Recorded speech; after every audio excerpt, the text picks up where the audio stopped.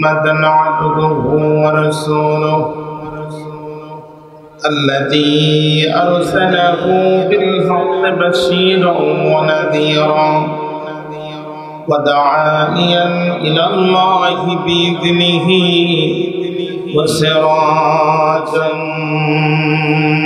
منيرا فقد قال الله تعالى في كلامه المجيد والفرقان الحميد جبان খুলে আমার সাথে মহব্বতে তেলাওয়াত করুন أعوذ بالله من الشيطان الرجيم بسم الله الرحمن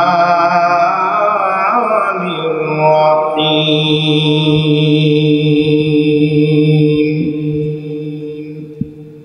تبت يدا أبي لهب وتب ما أغنى عنه ماله وما كسب سيصلى نارا ذات لهب وامرأته حمالة الحطب في جيدها حبل من مسد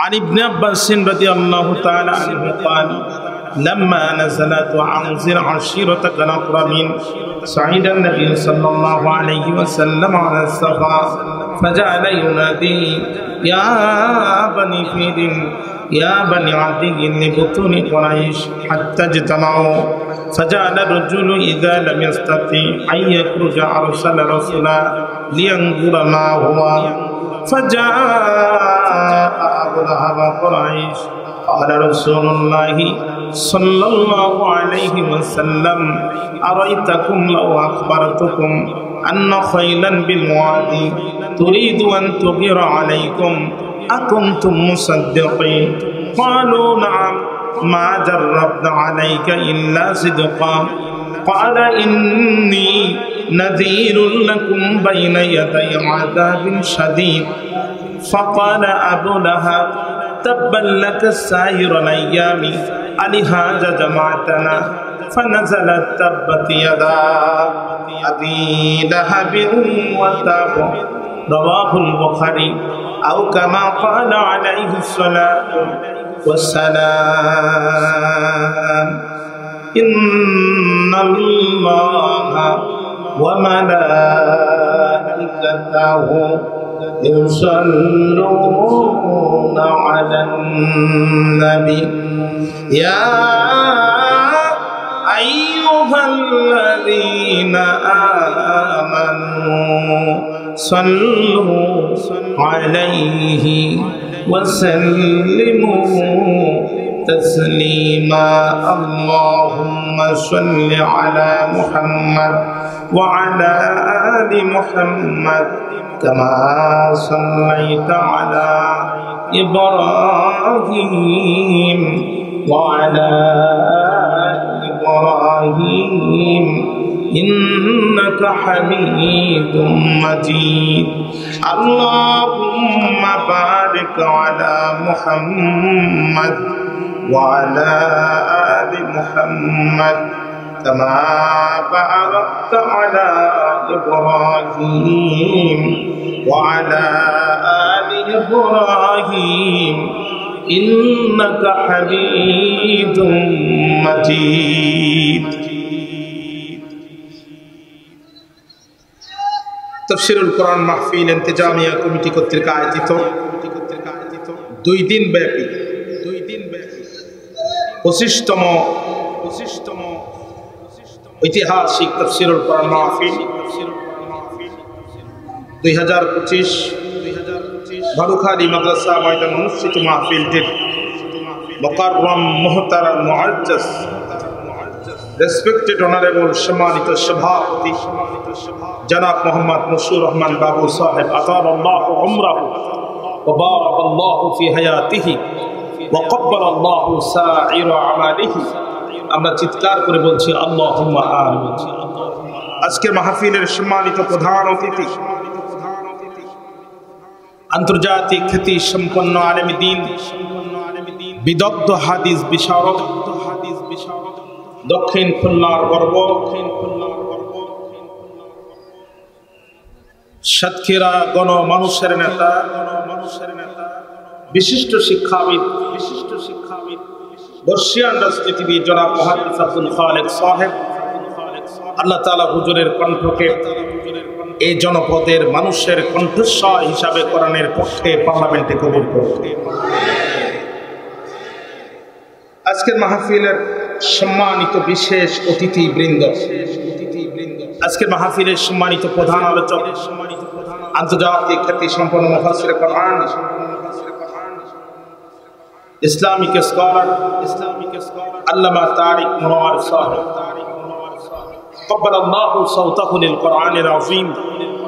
আল্লাহ তাআলা তার এই সুমিষ্ট কণ্ঠকে আমৃত্যু কোরআন সুন্নাহর খেদমতে ব্যাপৃত থাকার সুযোগ দান করুন। আলোচনা পেশ করেছেন দীর্ঘক্ষণ ধরে অত্যন্ত সুমিষ্ট কণ্ঠে আমার বন্ধুবর হাফিজ মাওলানা শাহাদাত হোসাইন সাহেব। আল্লাহ তাআলা তার এই কণ্ঠের তকরিরকে আমাদের বাস্তব জীবনে আমল করার তৌফিক দান করুন।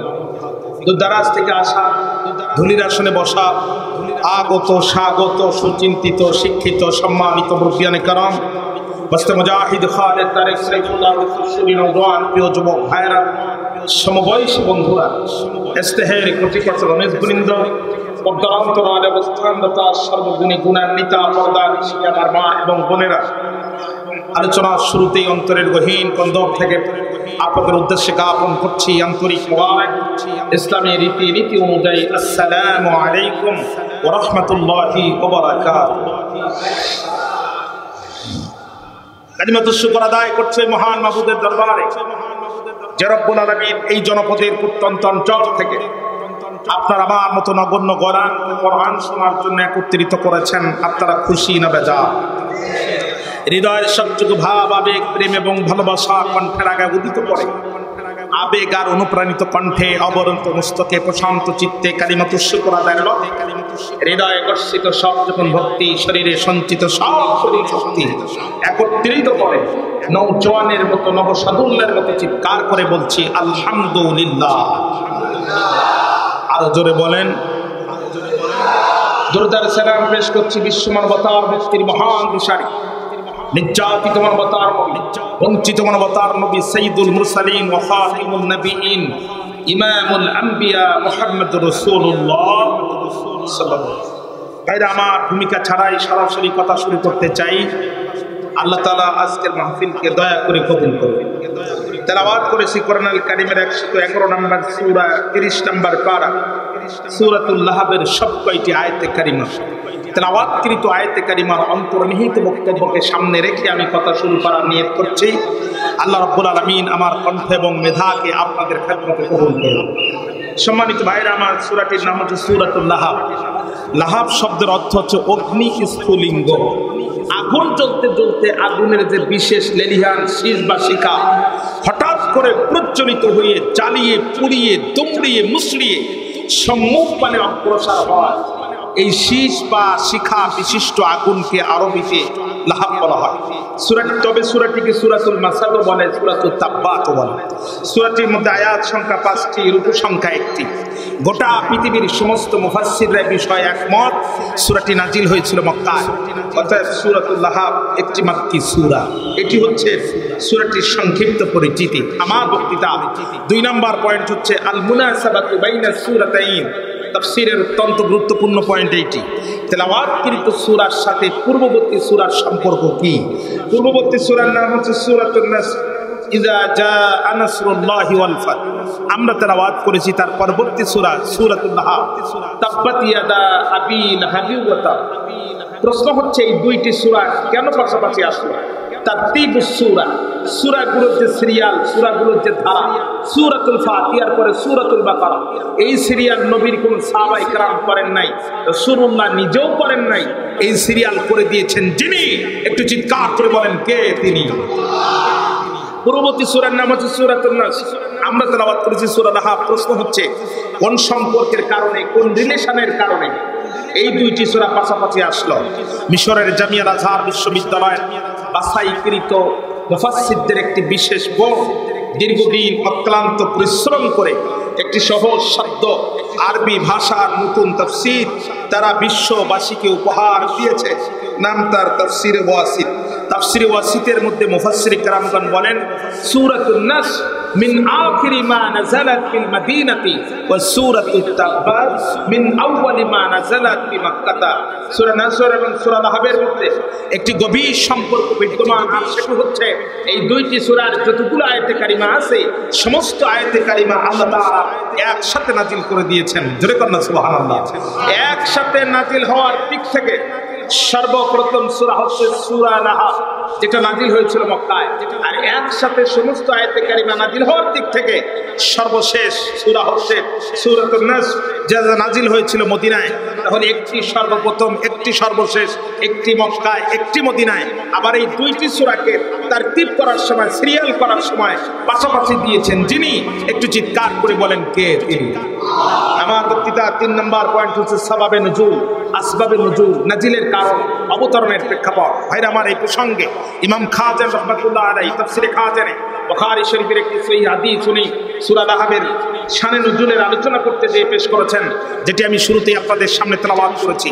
বিশ্বনবীর জলিল কদর সাহাবী ইবনে আব্বাস রাদিয়াল্লাহু তাআলা বলেন, লাম্মা নাযালাত ওয়া আনজির আশীরাতাকাল আকরাবিন, আল্লাহর নবীর উপরে যখন আয়াতে কারিমা নাযিল হয়ে গেল, হে নবী আপনি নিকটতম আত্মীয়দেরকে ভীতি প্রদর্শন করুন।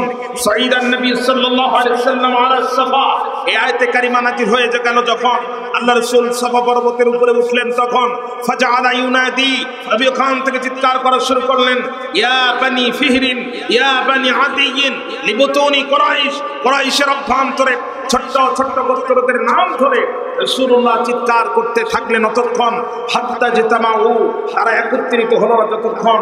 রাসূলুল্লাহ চিৎকার করতে থাকলো ততক্ষণ। সাফা পর্বতের উপরে উঠে রাসূল যখন চিৎকার করেছেন, আল্লাহ রাসূলের এই চিৎকার মক্কার প্রত্যেকটি ঘরে সমানভাবে পৌঁছায় গেল। চিৎকার করে বলছে আল্লাহু আকবার। আওয়াজ যাওয়ার সাথে সাথে মক্কার আবাল বৃদ্ধ বনিতা, তরুণ তরুণী, কিশোর কিশোরী সকলে পাহাড়ের দিকে সমবেত হয়ে রওনা দিল। কিন্তু কিছু সংখ্যক অসুস্থ মানুষ ছিল, তারা যেতে পারবে না। তাদের অবস্থা কি হবে? রাসূলের সাহাবী ইবনে আব্বাস বলছেন, ফাজাআলা রাজুলু ইজা